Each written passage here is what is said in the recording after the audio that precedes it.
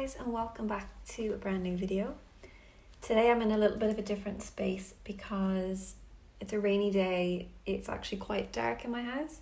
I even have the light on, so I hope the lighting's okay. So I'm literally sitting right next to my window. But I just thought I would do a bit of a chatty video today.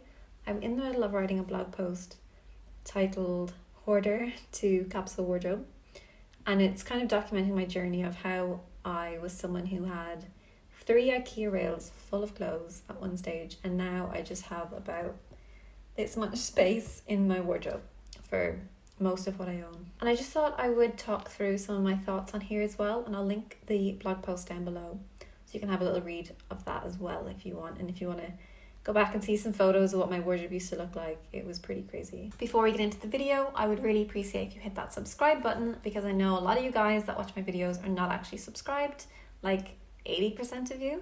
So now is a great time to do so if you enjoy talking about capsule wardrobes, building capsule wardrobes, and talking about how to break free from fast fashion. Also, if you gave the video a thumbs up, that would be amazing so that more people can find my videos and more of us can cut our ties with fast fashion. So I've always loved clothes and fashion, and even as a teenager, one of my favorite hobbies was to hang out in my bedroom and try on different outfits. I didn't really take pictures because this was probably when phones didn't really have very good cameras, so I would literally just try them on and remember them for later. And I had so much clothes. I had every colour you can imagine I had hanging on my rails. And I remember at one stage I had, on one wall in my bedroom, I had a mirror in the middle. I had a rail on one side of all the colourful pieces I had, all colour coordinated, which looked amazing obviously. And then on the other side it was all my like black, white, creams and greys. Which is probably more what my wardrobe looks like now, and then just all this colour. There was just so much, always so much. And I used to have so many pairs of shoes. Shoes were like one of my biggest obsessions because I couldn't make them. So I've always kind of sewn my own clothes, but I was never able to make my own shoes. So I did think one day I'd love to be a shoe designer. I won't completely write it off just yet.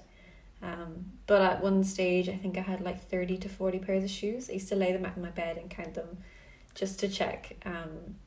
And yeah, I never knew at any time how many pairs I had or how much clothing I had for that matter. Fast forward to now, I think it's made such a huge difference in my life having a lot less clothing. There would be no way I could live comfortably in a 1-bedroom apartment with such a massive amount of clothing. Like, that just wouldn't be possible. I think my boyfriend would kill me if I had that much clothes. There would be no space for his stuff.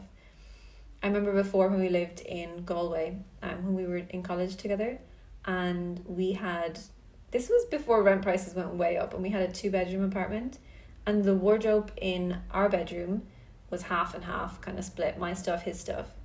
And then the wardrobe in the spare room was filled full of all my stuff as well. So I had a lot of stuff.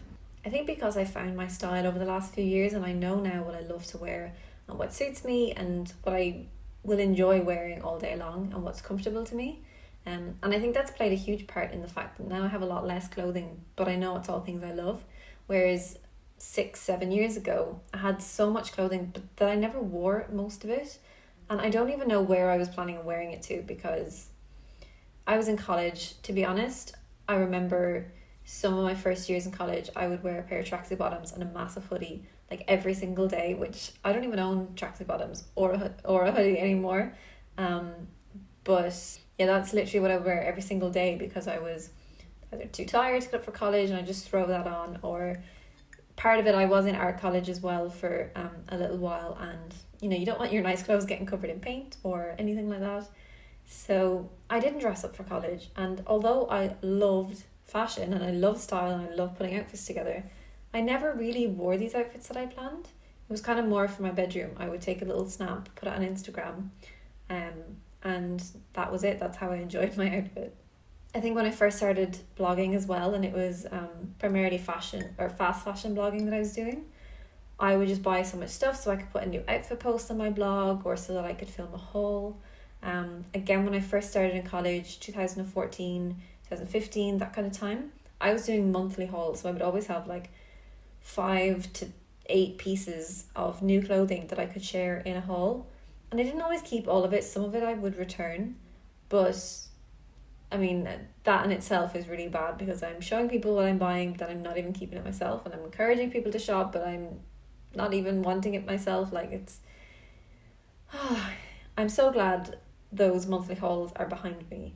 And I also just unfollowed any YouTubers that do monthly hauls because it was just triggering me to want to shop, and I just don't need that influence in my life. My head already tells me that I want to shop plenty, so I don't need brands or other influencers telling me that when it's time to shop.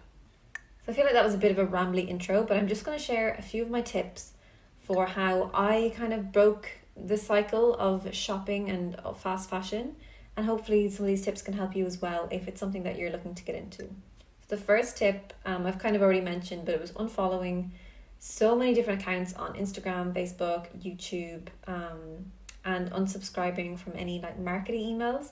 Even brands that I like and that I would shop from, I still unsubscribe from their marketing emails because I don't need a reminder in my inbox to tell me when I need to shop, or to tell me that I've forgotten something in my basket that I decided I didn't want to buy at the time, and now they're telling me, oh, actually you left that behind you and you should buy it. And I think having that influence, it's like external influence to shop. Shopping for me now is when I think of something that I want, then I'm like, oh, I'm gonna go search for that on Depop or online on some kind of secondhand website, somewhere like that. I can't wait to go back out to charity shops. That is like, I'm really suffering without charity shops in my life through COVID-19, suffering, you know. Tip number 2 is to start shopping secondhand. So this is always something I love to do. Even when I was still buying from fast fashion retailers, I would still shop secondhand because it was cheaper. And basically my ethos was, if it's cheap and you can afford it, then buy it. Which is like the worst shopping ethos you can have. I feel like that in itself was one thing I just needed to eliminate from my thoughts. But shopping secondhand, it means you're saving tons of resources that would go towards making these products brand new. You're taking clothes out of landfill, which is amazing because too much clothing ends up in landfill and it doesn't decompose because most of it's probably polyester or some sort of man-made fiber, and they just don't decompose the same way as a cotton or a linen t-shirt or something like that. A lot of the times secondhand shopping for me means charity shopping, so I know my money is going to a better cause than if it goes to a fast fashion retailer. I don't want to fund that industry anymore. Now that's not to say I never shop from fast fashion brands. I do sometimes. We all have our little slip-ups, and sometimes when I'm looking for something in particular and I have looked on Depop for months and I still can't find it, I will have a little look on different brand websites. Not going to name names, not going to encourage, but I'm just saying, if you follow me on Instagram or you've seen some of my previous videos of things I've added into my summer wardrobe, for instance, you'll know what I'm talking about. When my money is going to charity, it kind of takes away that guilt from shopping, and I feel like having guilt around spending your money and shopping is so detrimental because it's a really bad money mindset and a really bad shopping mindset. And I think it just encourages even more of that, of shopping and guilt. It's kind of like, it's a vicious cycle. So having that guilt around it doesn't make you not shop. It makes you feel guilty. It makes you feel, well, for me, let's just say, it makes me feel guilty. It makes me feel bad about myself. And then when I feel bad about myself, I want to shop to cheer myself up. That's like my little cycle. That's my little addiction cycle there. Shopping makes me feel bad. Then I want to cheer myself up, so I do some shopping.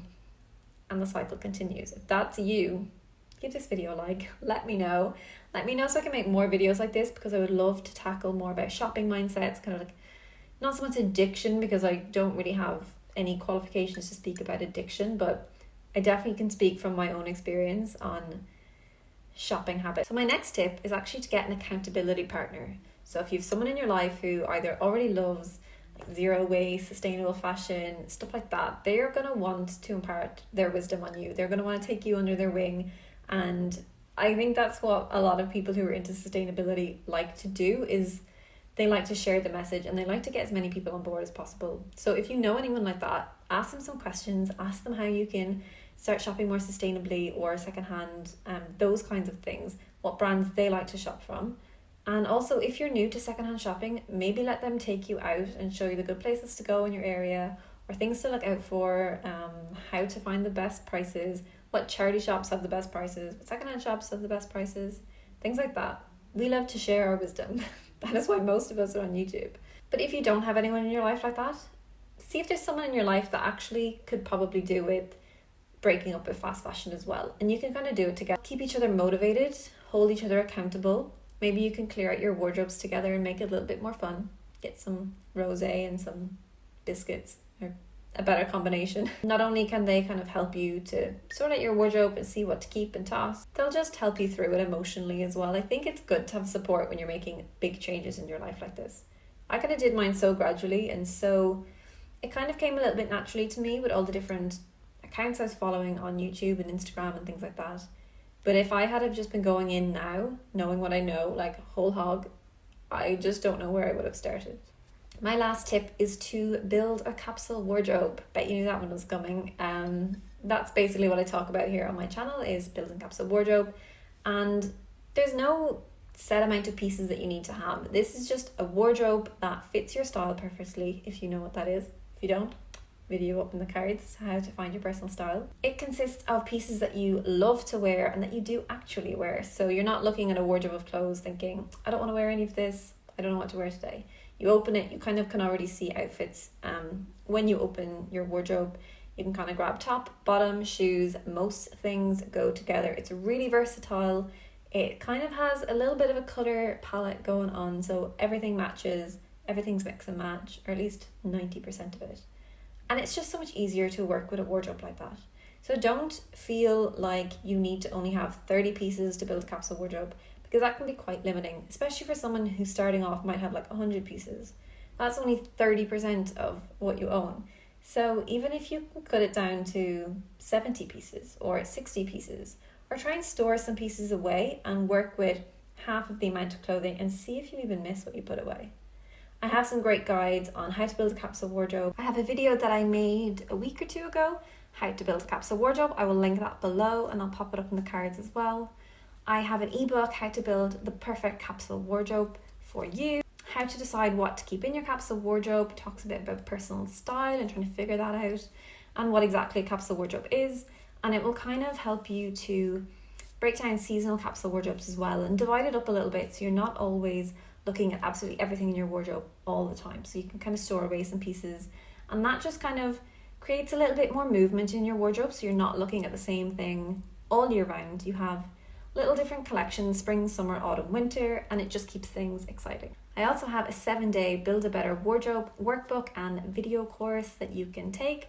I will leave a link to that below. It's only like just under £15. Basically, you can print out the workbook and you can watch all the videos and take you through from day 1 to day 7, and each day you have another task to tackle. So it really breaks it down. You can space it out over a week. You don't have to do it all in the 7 days, but it's kind of broken down like that. So it just makes each day a little bit easier to tackle, and you can break it up into bite-sized pieces that make it just that bit more manageable. I hope you guys enjoyed this video. Do remember to check out the blog post in the description as well. I have a little bit more of a backstory of kind of where I started with all this, and I also have some horrendous outfit photos in that blog post as well that you're gonna want to see. I hope you guys are having an amazing week. I hope next week is also amazing, and I will see you on Sunday.